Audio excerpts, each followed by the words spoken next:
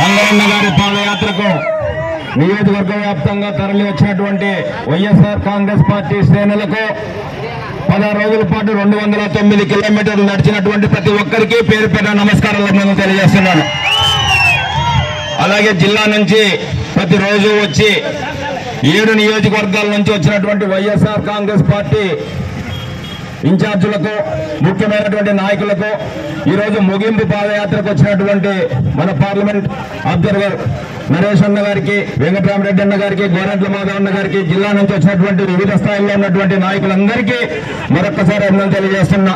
ఒకటే విషయం చెప్తున్నా, 16 రోజుల పాదయాత్ర 16వ వర్ధంతి రోజు 16వ వర్ధంతి పెర్రర్ గారి వర్ధంతికి మన నియోజకవర్గంలో మనం పెట్టుకున్నటువంటి విగ్రహానికి పూలదండ అయిపోకుండా చేసినటువంటి ఘనత ఈ రోజు జరిగిందనే సందర్భంగా మరోసారి గుర్తు చేస్తున్నా.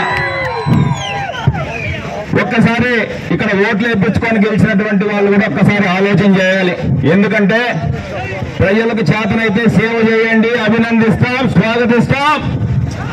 ప్రజలకు శాపం కావద్దని సందర్భంగా మరొకసారి తెలియజేస్తున్నా.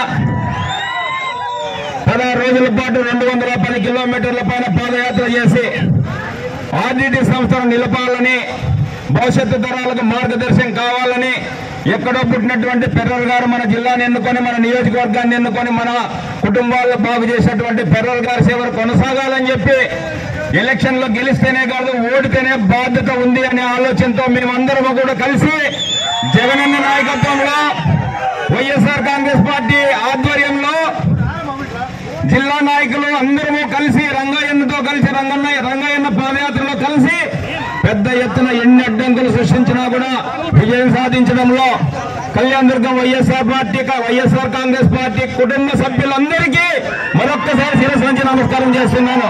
సేవా డ్యూటీ. Thank you.